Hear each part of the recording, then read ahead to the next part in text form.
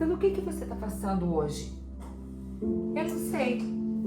Pode ser uma crise financeira, uma crise existencial, uma doença, uma depressão, uma separação, uma decepção, um conflito nas tuas relações interpessoais, no teu trabalho, um conflito com você mesmo. Não importa o que você está passando, mas o que eu posso dizer para você hoje? Você tem um pai no céu, que ele está perto, ele te vê, ele te cuida. Ele é um pai competente, capaz, consistente.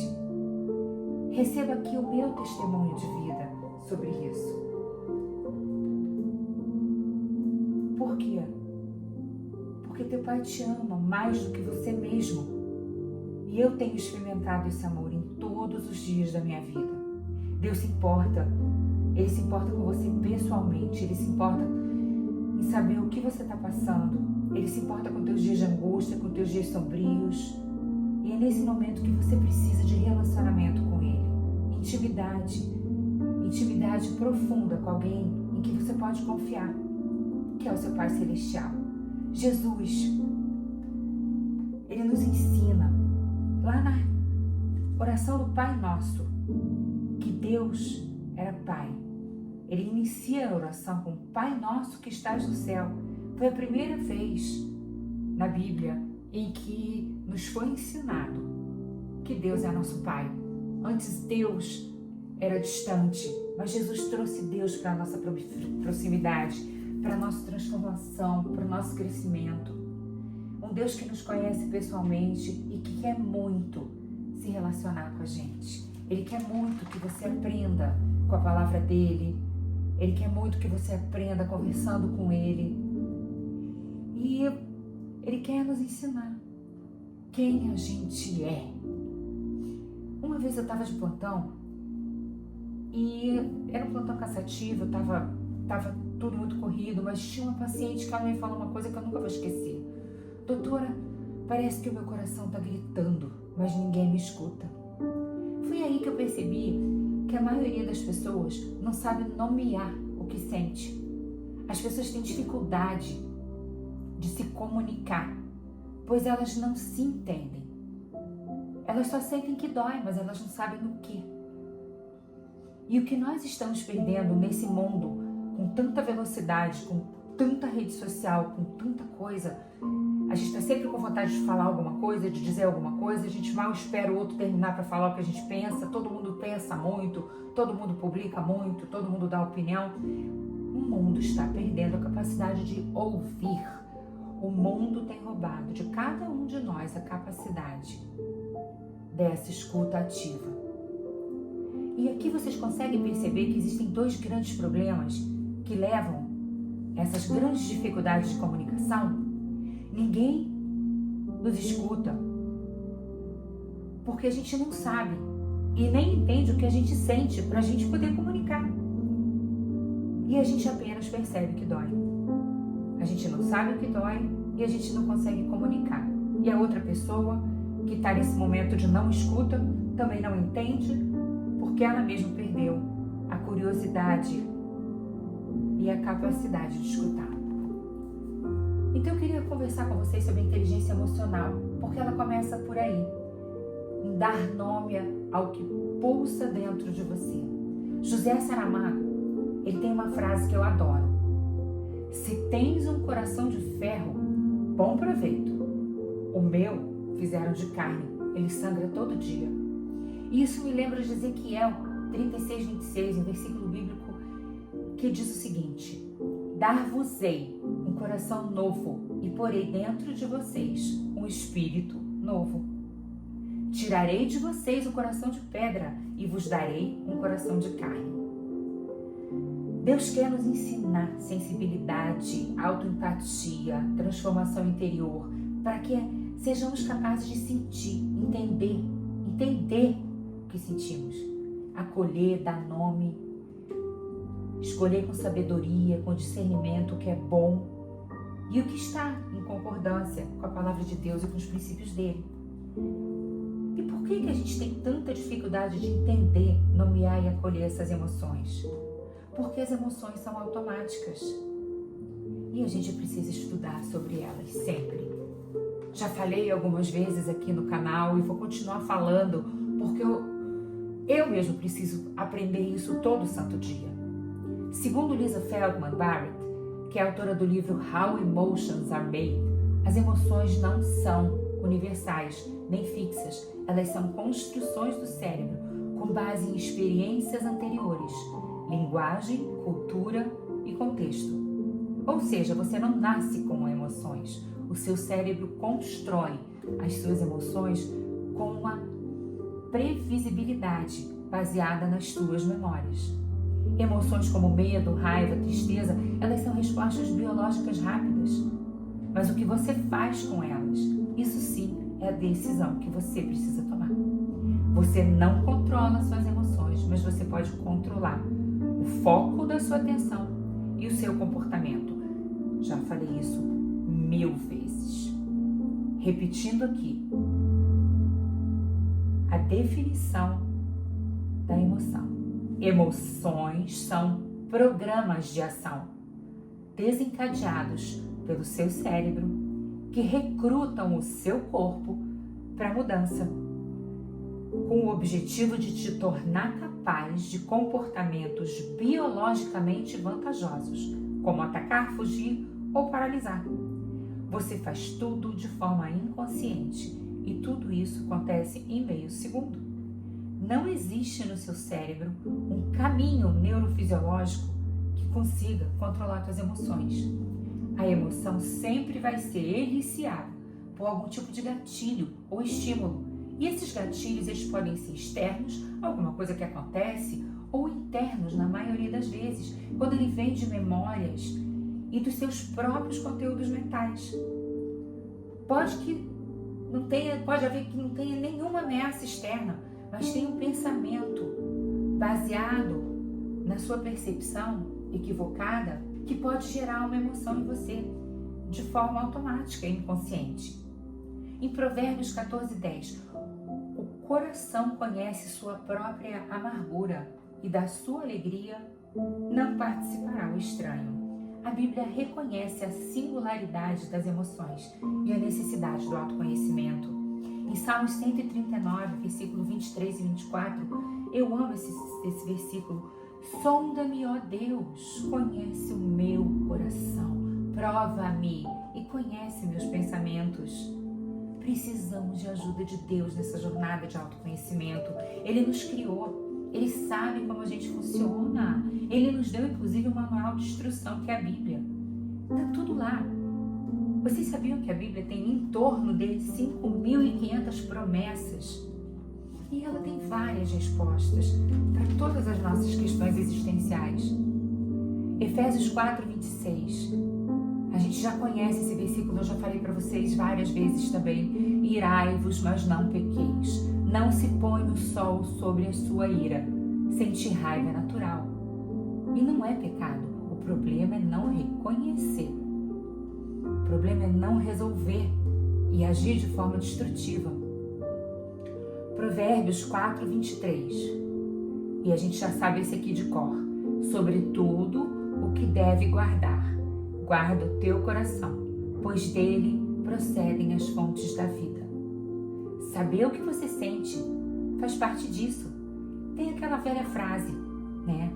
Não somos responsáveis pelo que sentimos, mas pelo que fazemos com o que sentimos. Nomear a emoção é o primeiro passo para não ser dominado por ela. Ignorar a emoção não elimina ela, empurra ela para debaixo do tapete e ela só vai ganhar força. Aprender a fazer esse check-in emocional. O que eu estou sentindo? Onde isso se manifesta no meu corpo? Que pensamentos disparou essa emoção? Isso é inteligência emocional. Reconhecer a emoção é só o começo. Isso é o primeiro pilar para a inteligência emocional. O passo seguinte é usar essa informação com sabedoria. A emoção bate na porta. Quem decide se ela entra é você que abre a porta. A emoção, quando ela é mal gerenciada, ela vira uma gasolina no incêndio. Mas se você administra ela bem, ela pode ser um extintor.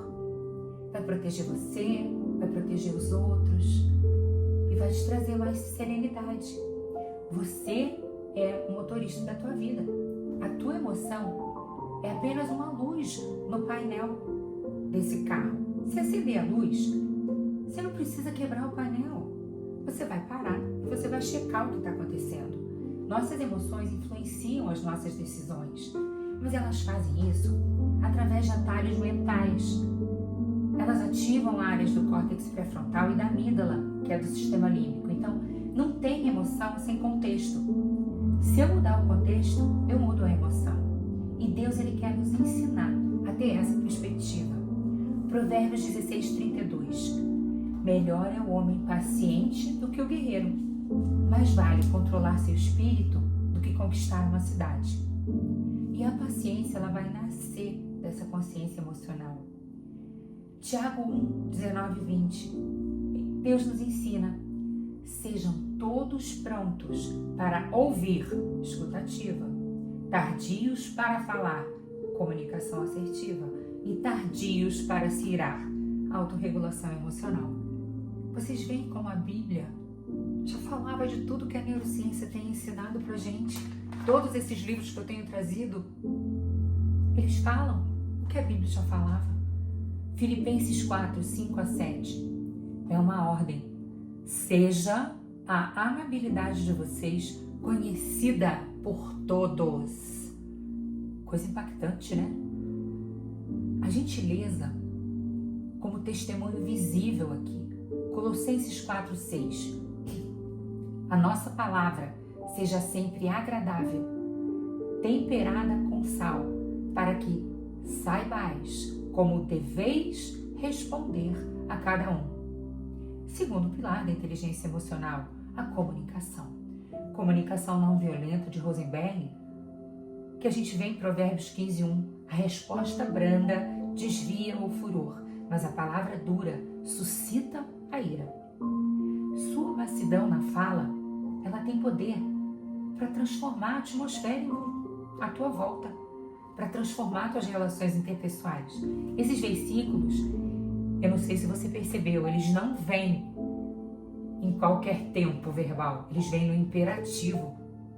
1 Pedro 3,15, que resume a comunicação e esse segundo pilar, que é o que Deus requer de nós, né?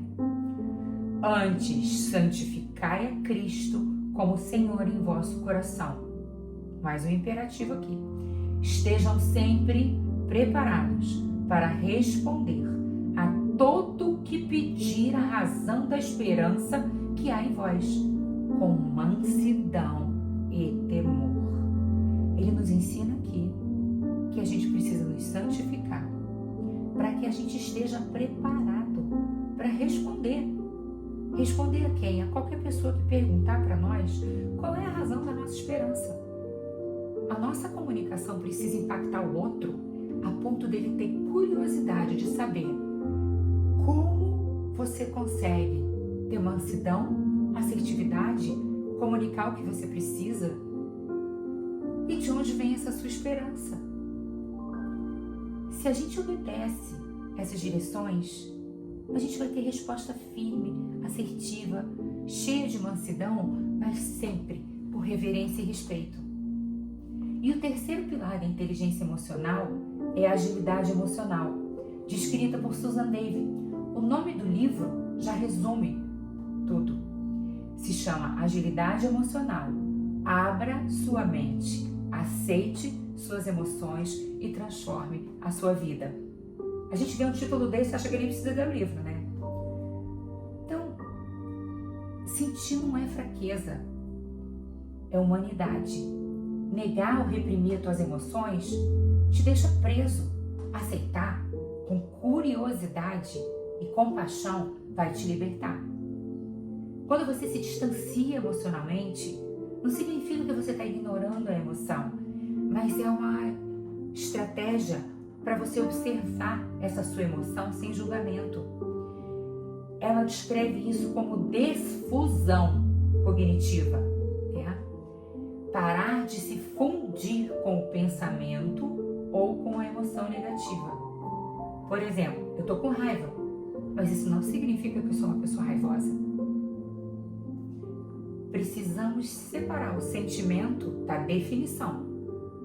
O fato de você ter uma atitude não significa que você seja definido por essa atitude. Você pode ter sido chato, mas não significa que você é uma pessoa chata. Você teve uma atitude chata. A lista dos pilares da agilidade emocional são descritas no livro e eu vou compartilhar com vocês. Primeiro pilar, mostrar-se com verdade e aceitar o que você sente. Segundo, separar-se da emoção, observar com a perspectiva correta. Terceiro, viver com propósito e agir alinhando os seus valores. Quarto, andar com leveza, sem rigidez, vergonha ou culpa. Aceitar aqui a vulnerabilidade. É o meu parênteses dessa observação, que é aquele livro da Brené Brown. É o trabalho dela em relação à vulnerabilidade. Ela viu que a vergonha e a culpa são motivadores muito potentes e que a vulnerabilidade, ela pode te ajudar muito na tua vida quando você aceita e acolhe que você não é perfeito. As emoções, elas são dados, elas não são ordens. A gente pode aprender com elas, mas a gente não precisa obedecer cegamente. Resumindo aqui, a agilidade emocional é a tua capacidade de se manter firme no teu valor e, ao mesmo tempo, adaptar o teu comportamento às exigências da situação. Não é fingir, não é reprimir, é reconhecer, é rotular, é permitir e escolher com sabedoria o que você vai fazer com aquilo.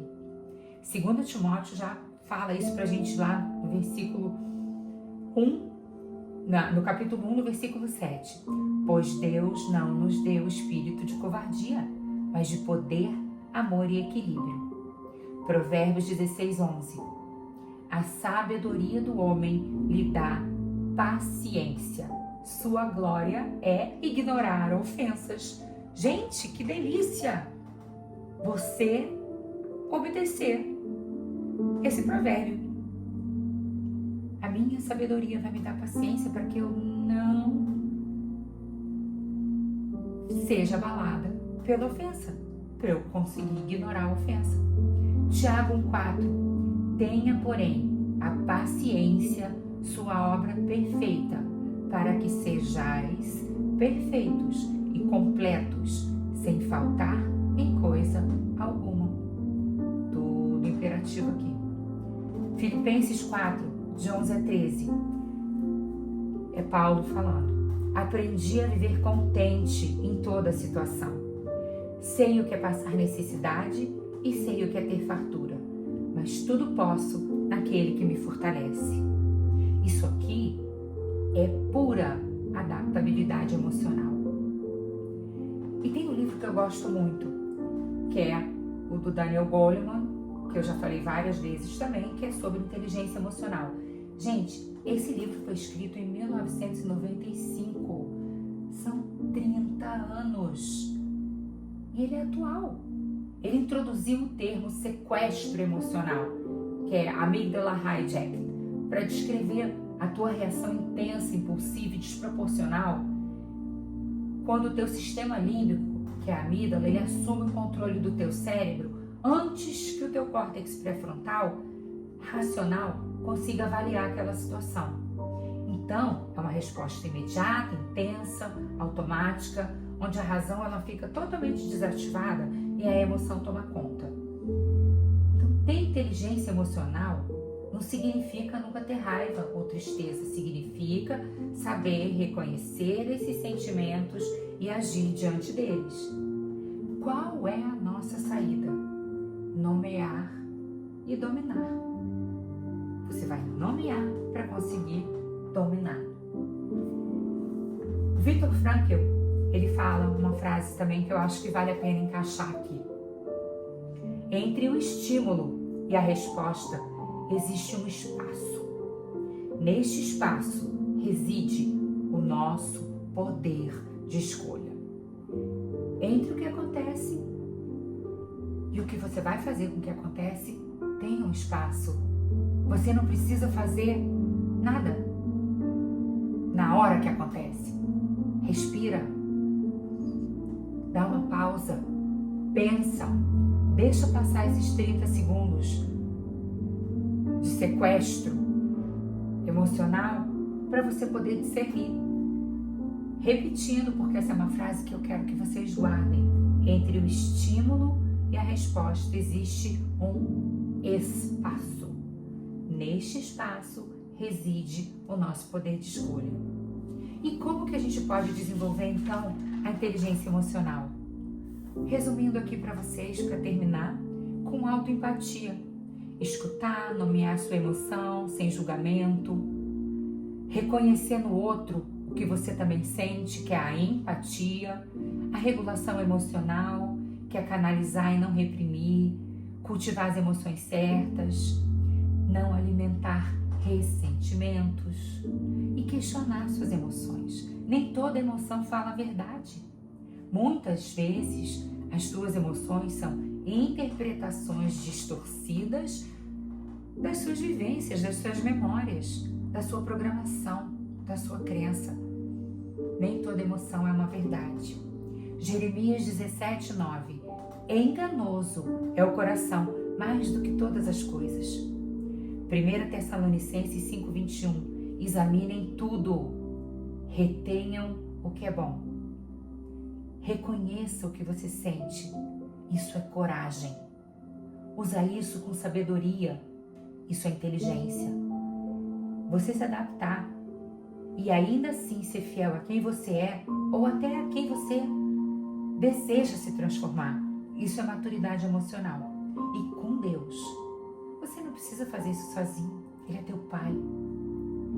Quem domina suas emoções, prepara o terreno para Deus agir e transformar. É que nem você arar o solo antes de plantar as sementes. Deixa Deus revolver toda essa terra que tem em você, essas emoções que estão todas bagunçadas. Vamos remover isso, né? Vamos virar essa terra para poder fazer uma plantação boa, porque eu tenho certeza que Deus vai regar com muito amor e vai crescer e vai frutificar essa pessoa que Ele te criou para si. Deus abençoe seu domingo e a sua semana. Em nome de Jesus. Amém.